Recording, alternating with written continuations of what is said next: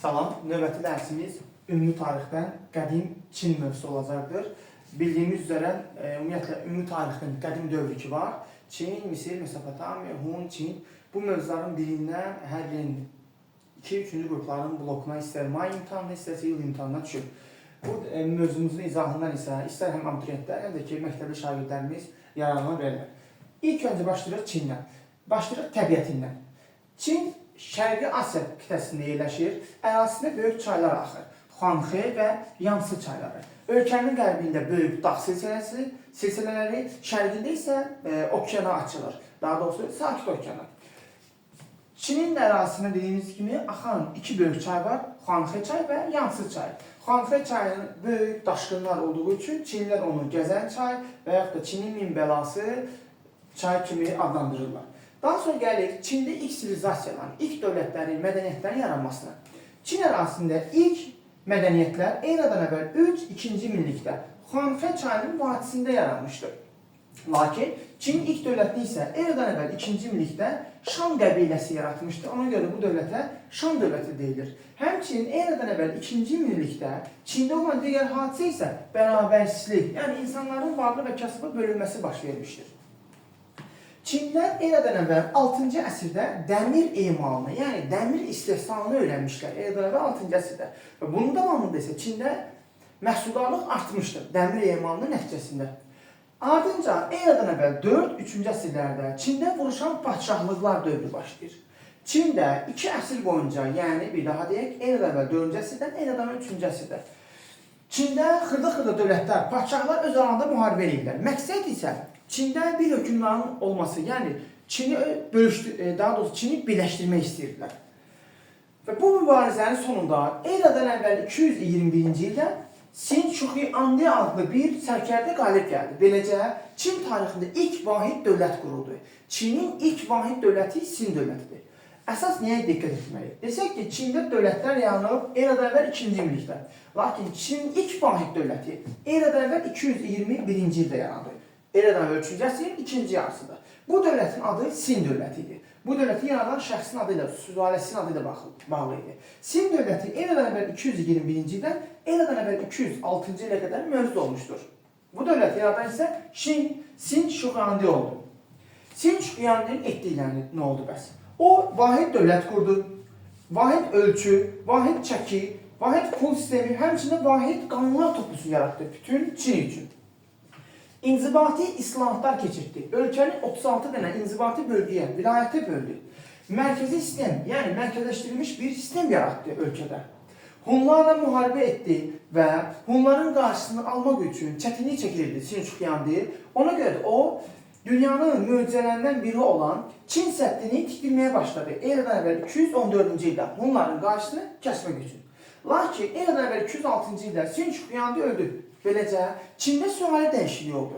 Beləcə taxta Xan sülaləsi çıxdı. Ona görə Xan dövləti. Çinin Xan dövləti mövcud olub eradan əvvəl 206-cı ildən, eradan əvvəl 206-cı ildən bizim eranın 3-cü əsrin 1-ci yarısına qədər. Xan dövləti Çinin ikinci vahid dövlətidir. Xan dövlətinin etdikləri yenə Hunlarla mübarizə aparıldı. Eradan əvvəl 200-cü ildə. Düzdür, onlar birinci Hunlara məğlub oldular.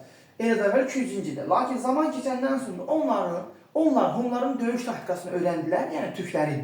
Beləcə onlar Hunları, yəni türkləri məğlub etdilər. Xan sülaləsinin dövründə Vyetnam və Koreyanın bəzi əraziləri işğal olundu. Vyetnam və Koreyanın. Xan sülaləsinin dövründə müəyyən islahatlar görüldü. Nə edildi? Kəndlər canlandı. Hansı tədbirlərlə onlar kəndlərdə həyatı canlandırdılar? Onlar tərk edilmiş kəndlərə yenidən əhalini geri qaytardılar və beləcə kənd təsərrüfatı inkişaf etməyə başladı. Xan sülaləsinin dövründə Çində vahid xalq yarandı. Yəni, Çin vahid xalq oldu Xan sülaləsinin dövründə.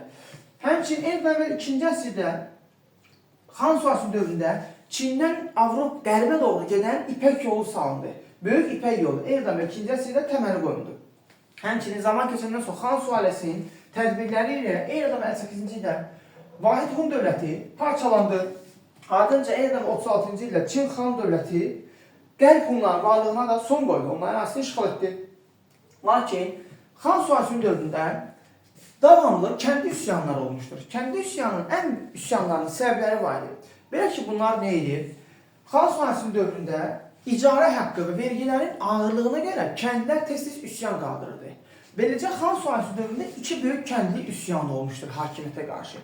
Bunlardan birincisi qırmızı qaşlılar üsyanı, ikincisi isə sarı-sarıqlılar üsyanı olmuşdur.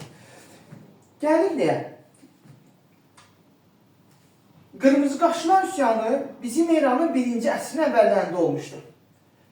Ardınca qırmızı qaşlılar üsyanından sonra isə 184-cü ildə, yəni bizim eranın 2-ci əsrin sonlarında sarı-sarıqlılar, yəni sarı rəngində, fərqlənmək üçün sarı rəngdə belə deyək, istifadə edirlər, qollarına və başlarına sarı rəngi bağladıqları üçün bunlar sarı-sarıqlılar üsyanı adlandırılırdı. Sarı-sarıqlılar üsyanı xüsusiyyətləri 184-cü ildə başladı. 20 il davam etdi. Sonda yatırıldı, hakimiyyət bu üsyanı yatırıldı. Lakin bu üsyan elə bir zərbə vurdu ki, xan dövlətinə. Üsyanın sonunda həm xan dövləti zəifləməyə başladı, həmçinin bununla da quldarlıq quruluşu da sıradan çıxdı. Ardınca 3-cü əsrin əvvəllərində xan dövləti nə oldu? Parçalanmış oldu və Çində yenilən xırda-xırda dövlətlərin zamanı başladı. Və bununla da yanaşı Çində quldarlıq quruluşu da süqut etməyə başladı 3-cü əsrin 1-ci yarısında. Feodalizm yaranmağa başladı. Bir daha deyirik, sarı-sarıqlılar üsyanının xüsusiyyətləri. 184-cü ildə başladı, 20 il davam etdi. Sonda qalib gəlmədi, məğlub oldu. Lakin sarı-sarıqlılar üsyanı xan dövlətinə elə bir zərbə vurdu ki, xan dövləti toparlana bilmədi. Beləcə, 3-cü əsrin əvvəllərində xan dövləti parçalandı və bununla da Çində xırda-xırda dövlətlər yarandı. Xan dövlətinin parçalanması ilə quldarlıq quruluşu da dövrü çatdı artıq. Yeni bir dövr, feodalizm quruluşu yaranmağa başladı. Daha sonra gəlib Çinin mədəniyyətinə. Çin özünə məxsus yazı üslubu olmuşdur. Bunun da adı hieroglif yazısıdır. Hieroglif. Çin hieroglifləri eradan əvvəl 2-ci minlikdə yaranmışdır. Çinlərin icadları, onlar kağız ixtira ediblər, onlar kompas ixtira ediblər, onlar barıtı ixtira ediblər, həmçinin yaxşı ipəyi düzəltirdilər və ilk dəfə olaraq da çay bitkisindən, belə deyək, içmək üçün istifadə edən xalqlardan biridir bunlar.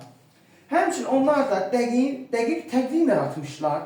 Eradan əvvəl 6-cı əsrdə Çin ərazisində Konfutsi, yəni filosof Konfutsinin təlimi yaranmışdır. Bu Konfutsi təlimi deyilir. Konfutsi təlimi bir daha deyirəm, eradan əvvəl 6-cı əsrdə yaranmışdır. Sin sülaləsinin dövründə Konfutsi təlimi qadağan idi. Lakin Xan sülaləsinin dövründə Konfutsi təlimindən geniş şəkildə istifadə olunurdu. İndi isə dərsin gedişatında müəyyən inteqrasiyalarımız, yəni enliklərimiz olacaq. Və yaxud da ki, hansı bir dövlətlərlə əlaqələndirəcək Çin mövzusunu. Misal olaraq nədir? Biz dedik ki, Çinin yazısı hieroglif olur. Hieroglif 3 ölkədə istifadə olunur. Misirdə, Azərbaycan tarixində, Mannada və bir də Çində. Bunlar üçünün yazısı olub hieroglif yazısı. Daha sonra gəlir Çinin Sin dövləti ilə, Sin sülaləsi ilə Xan sülaləsindəki oxşarlıqlar. Hər ikisi eradan əvvəl 3-cü əsrin 2-ci yarısında hakimiyyətə gəlib. Sin sülaləsi eradan əvvəl 221-ci il, Xan sülaləsi isə eradan əvvəl 206-cı il. Həm Sin sülaləsi, həm də Xan sülaləsi Hunlarla müharibə edib. Bu bunların digər oxşarlığıdır. Daha sonra bir daha deyirik ki, Çində ilk dövlətdə mədəniyyətlər eradan əvvəl 2-ci minlikdə yarandı. Çinin ilk dövlətini isə Şan qəbiləsi yaratdı, eradan əvvəl 2-ci minlikdə. Çinin ilk vahid dövləti Sin dövləti, ikinci vahid dövləti isə Xan dövləti olmuşdur. Və bununla da Çinlə bağlı mövzumuzun izahını yekunlaşdırılmış oluram.